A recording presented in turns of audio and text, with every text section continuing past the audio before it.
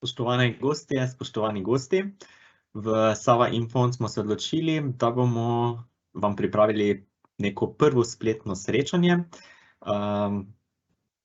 Tako da tudi v bodoče upam, da se bomo večkrat videli. Zdaj, prvega smo nekako poimenovali naložbene priložnosti v turbulentnih časih. Glede na to, da je letošnje leto kar precej pestro, bova se danes zdajle še malo pogovarjala o vzrokih, kaj je primerno, kako vlagati v teh časih, in pa zagotovo boste tudi slišali kakšen dober nasvet, kakšno zelo zanimivo dejstvo, ki vam bo potem v pomoč pri sami odločitvi za investiranje, naložbo. Zdaj, danes sva z vami, torej jaz, moje ime je Nej Ciljevec in pa Aleš Grbič, specialist za upravljanje in večkratni upravljavec leta po izboru Mojih Financ. Aleš je tudi upravljavec našega zelo znanega sklada Infond Tehnologija, ki ga verjetno marsikdo izmed vas že pozna. Skupaj z njim bova danes pokomentirala dogajanje na finančnih trgih v letošnjem letu ter skušala odgovoriti na ključna vprašanja, kako se naj v takšnih časih odloča vlagatelj. Zdaj, ob prijavi ste imeli priložnost zastaviti vprašanja. Odgovori na nekatera bodo vključeni že v samo današnjo tematiko, se pravi naše srečanje, sicer pa bomo v torek, se pravi naslednji teden, 4. oktobra, odgovorili na vaša vprašanja, za katere ocenjujemo, da bi bila zanimiva za več vlagateljev. Odgovori na spletni strani skupaj posnetkom tega odgovori pa bodo objavljeni skupaj na spletni strani s posnetkom tega srečanja. Za vsa vprašanja, na katera vam žal danes ne bomo uspeli odgovoriti, pa seveda se lahko obrnete na nas preko telefona oziroma preko elektronske pošte, kot zmeraj. Pa gremo kar na aktualna dogajanja. Zdaj, letos so dogajanja na borzah nekoliko drugačna, kot smo bili vajeni predvsem v prejšnjem letu. Tako lahko rečemo, da je leto 2022 precej zanimivo, pestro, predvsem pa bolj zahtevno za samega vlagatelja. Tako delnice, kakor tudi obveznice so v prvih 9 mesecih tega leta doživele dvomestne padce, kar se je v preteklosti zgodilo dokaj redko. Zdaj, Aleš, kako upravljavci gledate na ta dogajanja? Hvala, Nej, za uvodne besede. Dobro si povzel današnje leto oziroma letošnje leto, ki je izredno zahtevno tako za upravljavce kot za varčevalce. Glavni dejavniki, ki so bili gonilo dogajanja na finančnih trgih, je bila povišana inflacija, zviševanje obrestnih mer in geopolitična situacija in nenazadnje tudi vse recesija nam je nekako vse bližje, ne vemo, ali bo ali se ne bo zgodila. Glede inflacije moramo poudariti, da je bila glavna tema v letošnjem letu in je tudi glavni krivec za prevrednotenje delnic. Zaradi visoke inflacije so centralne banke morale zelo hitro oziroma zelo agresivno začeti dvigovati obrestne mere, ker so v letu 2021 bile preveč optimistične, da je inflacija samo prehodne narave. In sedaj vse centralne banke to popravljajo z agresivnimi dvigi. Nenazadnje tudi projekcija ameriške centralne banke Fed kaže, da bodo še letos temeljno obrestno mero morali povišati še za dodatnih 125 bazičnih točk in tudi z zviševanjem nadaljevali v naslednjem letu. In temu tempu bojo najverjetneje sledile oziroma sledijo tudi druge ključne centralne banke po svetu. Torej, ko smo že ugotovili, da je inflacija je bila ključna za dogajanje na finančnih trgih in bo tudi prihodnje nekako krojila razplet, lahko pa povemo tudi to, da ni vse tako črno, imamo določeno mero optimizma, predvsem zaradi tega, ker se cena nafte, ki je tisti napovedovalec inflacije, se je znižala iz $110 za sodček, torej cena nafte Brent, letos poleti dosegla vrh pri okoli $110 za sodček in se je sedaj spustila nekje na okoli $80 za sodček.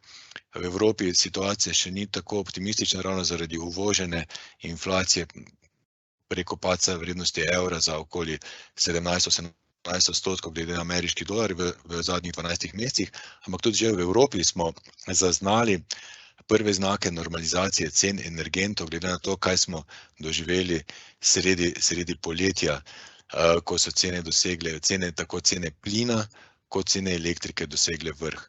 In finančni trgi pričakujejo, da se bodo te cene normalizirale v naslednjem letu do 2. Aleš, glede na to, da si že nekaj omenil recesijo, recesije je že nekaj bilo, nekaj še jih bo. Torej, izkušnje s tem verjetno že imamo. Kako se delniški trgi obnašali v času recesij potem takem? Ja, zelo, zelo dobro vprašanje. Lahko pogledamo, kakšna je zgodovina gibanja delniških trgov v recesijah po drugi svetovni vojni. In v primeru, če bomo imeli recesijo, potem lahko pričakujemo, da bodo delnice nekje v povprečju izgubile okoli 30%. Do sedaj so pa izgubile že 24%. Imeli smo tudi nekaj višjih padcev, ki pa so jih zaznamovala posebna obdobja. In gre predvsem za globalno finančno krizo leta 2008, ko smo imeli kar 57% padec. Leta 2001 smo imeli pok tako imenovanega dot-com bubla, torej neprofitabilna tehnološka podjetja so najbolj prispevala k 49% padcu, ter ob nastopu pandemije, kjer smo imeli 34% padec, ampak zelo hitro okrevanje. Zdaj, glede na to, da so vrednotenja samih delnic izjemnega pomena za samega vlagatelja, kakšna so praktično sedaj vrednotenja na delniških trgih? So po teh padcih delnice že privlačne ali kakšne so nekako vaši pogledi upravljavcev? Ja, delnice so postale občutno privlačnejše, če jih merimo s kazalcem pričakovanega price to earnings globalnega delniškega indeksa MSCI. In po letošnjem padcu so se vrednotenja delnic ponovno spustila pod 20-letno povprečje. In to je pozitivna novica za vlagatelje z dolgoročnim pogledom, ki pa lahko na podlagi tega pričakujejo tudi dolgoročno zanimive ali pa dolgoročno privlačne donose. Aleš, glede na to, da si na začetku nanizal več nekih dejavnikov, da se trenutno svet sooča z več nekako krizami hkrati, kako pa se naj odzove vlagatelj, kaj naj naredi v času te povišane negotovosti? Ja, najboljše je, da se vlagatelj zaveda, da se na kratek rok delnice gibljajo na podlagi sentimenta, to pomeni razpoloženja vlagateljev, ki ga poganjajo čustva, strah in pohlep, na srednji in dolgi rok pa na podlagi poslovnih rezultatov. In zato je tu na mestu vprašanje, ali se bo za najbolj kvalitetna svetovna podjetja kaj bistveno spremenilo v njihovih poslovnih modelih, če in pa ko pridemo v recesijo, in ali se bo tudi spremenil njihov konkurenčni položaj. In običajno, zgodovina nas uči, da takšna podjetja v krizi še pridobijo tržni delež in tudi konkurenčne prednosti. In tudi njihovi poslovni modeli so izredno robustni in tudi pripravljeni na skoraj vse scenarije. In takšna podjetja lahko investiramo in tudi mirno spimo, če smo investirani v takšnih podjetjih. In tudi vemo, vedno po krizi pride tudi okrevanje in takrat bomo nadpovprečno nagrajeni, če bomo investirali v času, ko so vsi prestrašeni. In takšne naložbe pa se nahajajo v večini naših splošnih skladov. Se pravi, nihanja in padci na delniških trgih so torej nekaj povsem normalnega. Kako pa kaže zgodovina? Ja, padce na delniških trgih moramo sprejeti kot normalen del investicijskega cikla. Če to naredimo, smo zmagali recimo na pol poti do zmage. In na primeru ameriškega delniškega indeksa S&P v obdobju zadnjih 70 let lahko opazujemo, kaj nam je povedala statistika. 5 ali več odstotni padec se zgodi približno 3-krat na leto in doseže dno po 43 dnevih. 10 ali več odstotni padec se zgodi približno 1-krat na leto in traja nekje 110 dni, da pride od vrha do dna. 15 odstotni ali višji padec se pa zgodi šele na vsaka 3 leta in traja 251 dni, da pride do dna. 20 ali pa več odstotni padci pa se zgodijo v povprečju samo vsakih 6 let in v povprečju trajajo od vrha do dna 370 dni. Zdaj vemo, da se gospodarstvo več čas niha od vrhov padcev. Določeni vlagatelji, investitorji, sploh nekaj večjih, pa to nekaj dosti ne prizadene. Kakšen je recept? Kaj uspešni vlagatelji delajo v času padcev na borzah? Po moje je pravilno, če si izberemo za enega izmed vzornikov Warrena Buffetta, ki je eden najuspešnejših dolgoročnih investitorjev. In on pravi, takrat, ko je kri na ulicah, kupujte. In gre za koncept investiranja, ki ga nekateri imenujejo, oziroma v angleščini je znan kot contrarian investing, in pomeni, da investiramo ravno nasprotno od tega, kar sedaj počne množica. In množica je sedaj prestrašena in pričakuje recesijo in občuten padec delniških tečajev, in v veliki večini primerov se to izkaže za dobro nakupno priložnost. In Warren Buffett se je tega držal in bil je v veliki večini primerov na pravi strani. Torej, zdaj, če te prav razumem, lahko vsak vlagatelj praktično krizo obrne sebi v prid. Točno to. Krizo rajši pogledamo kot priložnost, da dosežemo nadpovprečne donose. V času krize in strahu se ponavadi pojavijo največje priložnosti. Podobno je bilo tudi v času finančne krize od leta 2008 do 2009 in pandemije pred 3 leti, in podobno bo tudi v prihodnje. Največja napaka vlagatelja pa je, da proda delnice oziroma sklade ob najbolj nepravem trenutku. Aleš, hvala ti za pojasnilo. Zdaj v prijavah ste zastavili veliko vprašanj, danes si bomo vzeli čas za enega večjega, ki pa se glasi: kdaj je primeren čas za vlaganje in kateri sklad je ustrezen? Aleš, kaj misliš? Ja, da lahko dosežemo donose, ki nam jih ponujajo finančni trgi, moramo biti ves čas investirani, tako v fazi padca in rasti. In pomembno je, da imamo čim daljši časovni horizont.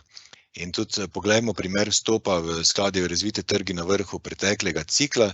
Vidimo, da tisti, ki so vložili nekje jeseni leta 2007, jih je v naslednjem recimo leto in pol čakala pot navzdol, ki ni bila nič kaj prijetna, ampak če so vztrajali vsaj 10 let, so bili bogato nagrajeni. Tisti, ki so še dalj časa vztrajali, so bili še bolj bogato nagrajeni. In vidimo, da vedno po nekem močnem padcu sledi tudi okrevanje in potem pride nova faza rasti.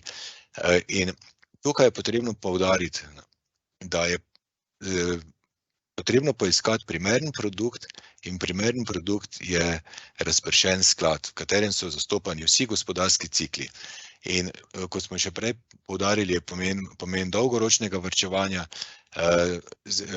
ima enako velik pomen kot pa izbira primernega produkta, ker če smo vstopili na vrhu preteklega cikla, če imamo dovolj časa na razpolago, bomo dosegli pozitivne donose, to nas zgodovina uči.